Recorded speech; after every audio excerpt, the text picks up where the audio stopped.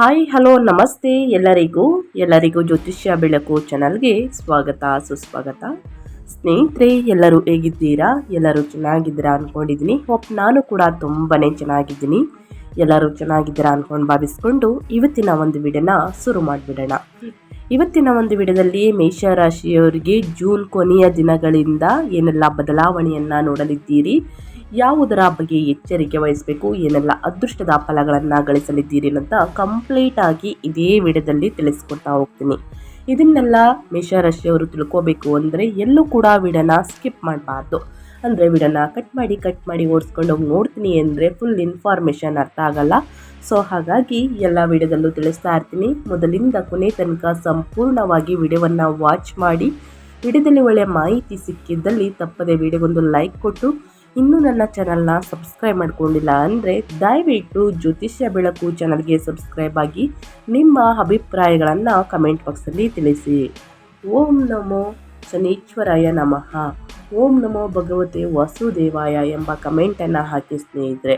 ಕಮೆಂಟನ್ನು ಹಾಕುವುದರಿಂದ ಶನಿದೇವರ ಕೃಪೆಯಿಂದ, ಇನ್ನು ಭಗವಾನ್ ಗುರುವಿಂದ ಸ್ನೇಹಿತರೆ ಸಾಕಷ್ಟು ಅದೃಷ್ಟವನ್ನು ನೋಡಲಿದ್ದೀರಿ. ಸಮಸ್ಯೆಗಳು ಕೂಡ ನಿವಾರಣೆಯಾಗಲಿದೆ ಅಂತಲೇ ಹೇಳ್ಬೋದು.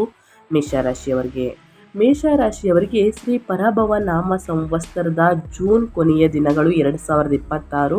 ಮೇಷರಾಶಿಯವರ ಮೇಲೆ ಗ್ರಹಗಳ ಪ್ರಭಾವ ಹೇಗಿರಲಿದೆ, ನಿಮ್ಮ ಕುಟುಂಬ, ಉದ್ಯೋಗ, ವ್ಯಾಪಾರ, ವ್ಯವಹಾರದಲ್ಲಿ, ಆರೋಗ್ಯದಲ್ಲಿ ಏನೆಲ್ಲ ಬದಲಾವಣೆಗಳು ಆಗಲಿದೆ, ಯಾವ ಕ್ಷೇತ್ರದಲ್ಲಿ ಶುಭವಾದರೆ ಯಾವುದರ ಬಗ್ಗೆ ಮುನ್ನೆಚ್ಚರಿಕೆಗಳನ್ನು ತೆಗೆದುಕೊಳ್ಬೇಕು, ಮೇಷರಾಶಿಯವರನ್ನ ಕಂಪ್ಲೀಟ್ ಆಗಿ ತಿಳಿಸ್ಕೊಡ್ತಾ ಹೋಗ್ತೀನಿ.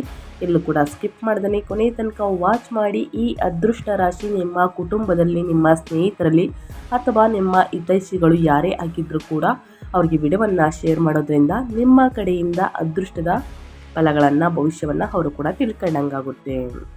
ಮೇಷರಾಶಿಗೆ ಸೇರಿದ ಜನರು 2026, 2027ರಲ್ಲಿ ಹೆಚ್ಚಿನ ಬದಲಾವಣೆಗಳನ್ನು ಶನಿಯ ಸಂಚಾರದಲ್ಲಿ ಬದಲಾವಣೆಯಿಂದಾಗಿ ಮತ್ತು ಶನಿ ಸಾಡೆ ಸಾತಿಯಾದ ಆರಂಭದಿಂದಾಗಿ ಹೊಂದಲಿದ್ದಾರೆ.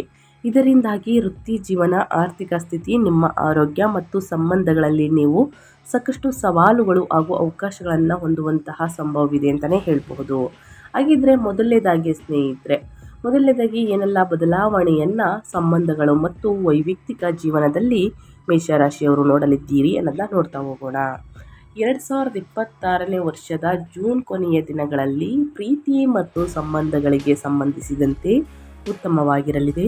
ಆದರೆ ಇದರ ನಂತರದ ಸಮಯವು ಸ್ವಲ್ಪ ಏರಿಳಿತಗಳಿಂದ ಕೂಡಿರಬಹುದು. ಇದಕ್ಕೆ ಕಾರಣ ಶನಿ ಮತ್ತು ಕೇತುವಿನ ಪ್ರಭಾವವಾಗಿದೆ.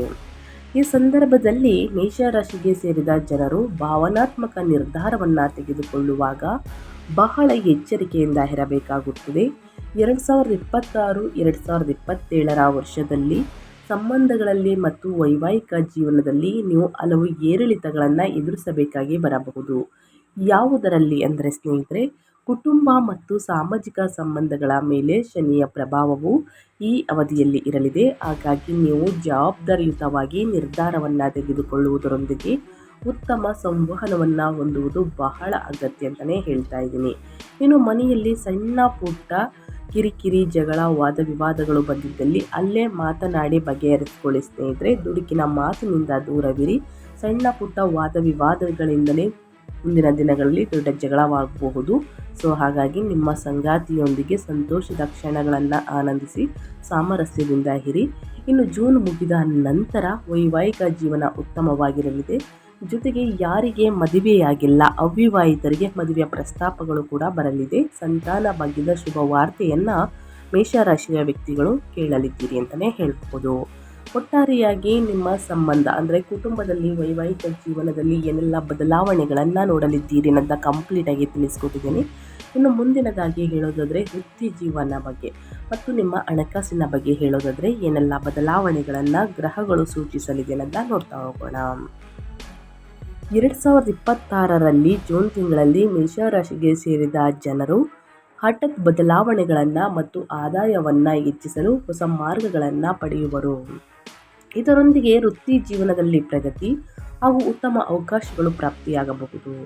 ವಿಶೇಷವಾಗಿ ವಿದೇಶಕ್ಕೆ ಸಂಬಂಧಿಸಿದಂತೆ ಪ್ರಯಾಣಿಸುವಂತಹ ಉತ್ತಮ ಅವಕಾಶವನ್ನು ಜೂನ್ ತಿಂಗಳ ನಂತರ ನೀವು ಪಡೆಯಬಹುದಾಗಿದೆ ಸ್ನೇಹಿತರೆ.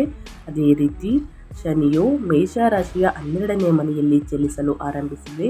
ಇದರಿಂದಾಗಿ ಆರ್ಥಿಕ ವಿಚಾರಗಳಿಗೆ ಸಂಬಂಧಿಸಿದಂತೆ ಒತ್ತಡ, ಖರ್ಚುಗಳು ಮತ್ತು ವ್ಯವಹಾರದಲ್ಲಿ ಹೂಡಿಕೆಗೆ ಸಂಬಂಧಿಸಿದಂತೆ ಏರಿಳಿತವನ್ನು ಎದುರಿಸಬೇಕಾಗಿ ಬರಬಹುದು. ಇನ್ನು ರಾಹು ಗ್ರಹದ ಬೆಂಬಲದಿಂದಾಗಿ 2026 ಡಿಸೆಂಬರ್ ತಿಂಗಳವರೆಗೆ ನಿಮಗೆ ಲಾಭ ದೊರಕುವಂತಹ ಸಂಭವವಿದೆ. ಆದರೆ ಯೋಜನೆಗಳನ್ನು ರೂಪಿಸುವ ಸಂದರ್ಭದಲ್ಲಿ ಸ್ನೇಹಿತರೆ ಎಚ್ಚರದಿಂದ ಇರಿ ಮತ್ತು ನಿಮ್ಮ ಖರ್ಚುಗಳ ಬಗ್ಗೆ ಹೆಚ್ಚಿನ ಗಮನ ನೀಡುವುದು ಬಹಳ ಅಗತ್ಯ. ಇನ್ನು 2026ರಲ್ಲಿ ಮೇಷರಾಶಿಯವರು ಹೆಚ್ಚಿನ ಬದಲಾವಣೆಯನ್ನು ಹೊಂದಲು ಕಾರಣ ಶನಿಯು 2 ಬಾರಿ ತನ್ನ ಚಲನೆಯನ್ನು ಬದಲಾಯಿಸಲಿದ್ದಾರೆ. ಮೊದಲನೇದಾಗಿ ಶನಿ ಸಾಡೆ ಸಾತಿಯಾದ ಮೊದಲನೇ ಚರಣ ಮೇಷರಾಶಿಯವರಿಗೆ ಮತ್ತು ಮೀನರಾಶಿಯವರಿಗೆ ಸಾಡೆ ಸಾತಿಯಾದಂತಹ ಅಂತಿಮ ಚರಣ ನಡೆಯುವುದು. ಇದರಿಂದಾಗಿ ಆರ್ಥಿಕ ವಿಚಾರಗಳಿಗೆ ಸಂಬಂಧಿಸಿದಂತೆ ಸಾಕಷ್ಟು ಏರಿಳಿತವನ್ನು ಹೊಂದುವುದರೊಂದಿಗೆ ವೈಯಕ್ತಿಕ ಜೀವನದಲ್ಲಿ ಹಲವು ಗೊಂದಲಗಳು ಎದುರಾಗಬಹುದು ಸ್ನೇಹಿತರೆ. ಸೊ ಹಾಗಾಗಿ ಬಹಳಷ್ಟು ಎಚ್ಚರಿಕೆ ವಹಿಸಿ ಅಂತ ತಿಳಿಸ್ತಾ, ಇನ್ನು ಮೇಯ್ನ್ ಆಗಿ ನಿಮ್ಮ ಆರೋಗ್ಯ ಮತ್ತು ಆಧ್ಯಾತ್ಮಿಕತೆ ಬಗ್ಗೆ ಹೇಳೋದಾದರೆ ಏನೆಲ್ಲ ಬದಲಾವಣೆಯನ್ನು ನೋಡಲಿದ್ದೀರಿ, ಯಾವುದರ ಬಗ್ಗೆ ಮುನ್ನೆಚ್ಚರಿಕೆಗಳನ್ನು ತೆಗೆದುಕೊಳ್ಬೇಕು ಅನ್ನೋದನ್ನ ನೋಡ್ತಾ ಹೋಗೋಣ ಬನ್ನಿ.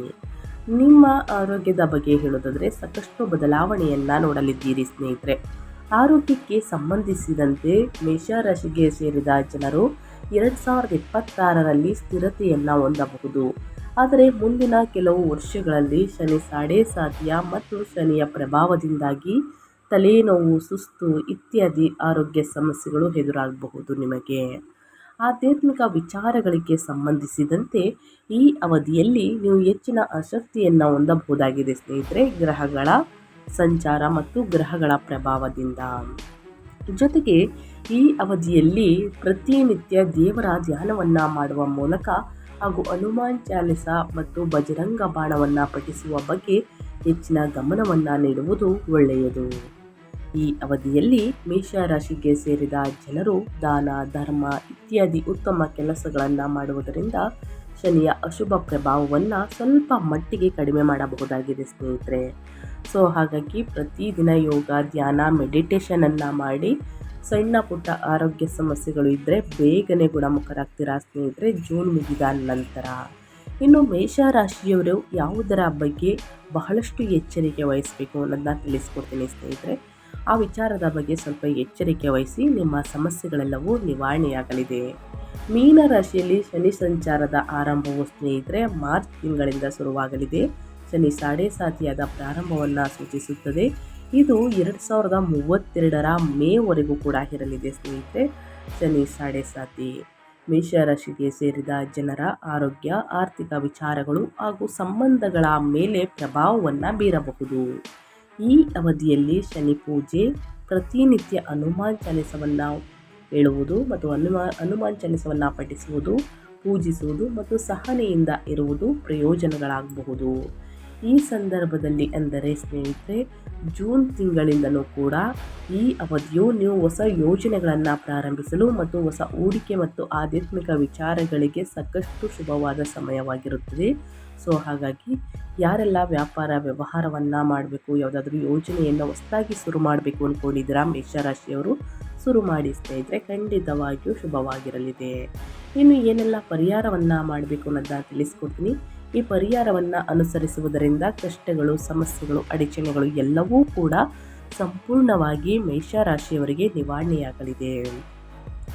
ಆದಾಯವನ್ನು ಸುಧಾರಿಸಲು ನೀವು ಮಾಡಬಹುದಾದಂತಹ ಸರಳ ಉಪಾಯವೇನೆಂದರೆ ವೆಂಕಟೇಶ್ವರ ಸ್ವಾಮಿಯನ್ನು ಪೂಜಿಸುವುದು. ಇನ್ನು ಶನಿದೇವರಿಗೆ ಎಳ್ಳೆಣ್ಣೆಯಿಂದ ತೈಲಾಭಿಷೇಕವನ್ನು ಮಾಡಿಸುವುದು. ವೆಂಕಟೇಶ್ವರ ಸ್ವಾಮಿಯನ್ನು ಪೂಜಿಸುವುದರ ಜೊತೆಗೆ ಹತ್ತಿರದಲ್ಲಿ ಸ್ನೇಹಿತರೆ ವೆಂಕಟೇಶ್ವರ ಸ್ವಾಮಿಯ ದೇವಾಲಯವಿಲ್ಲದಿದ್ದರೆ ಇದನ್ನು ನಿಮ್ಮ ಮನೆಯಲ್ಲಿಯೂ ಕೂಡ ಮಾಡಬಹುದು. ಸಾಧ್ಯವಾದಾಗಲೆಲ್ಲ ಹಸುಗಳಿಗೆ ನೆಲಗಡಲೆ ಅಥವಾ ಕಡಲೆಬೇಳೆಯನ್ನು ದಾನ ಮಾಡಿ ಅಥವಾ ತೊಗರಿ ಬೇಳೆಯನ್ನು ದಾನ ಮಾಡುವುದು ಕೂಡ ಬಹಳ ಉತ್ತಮವಾಗಿರುತ್ತದೆ.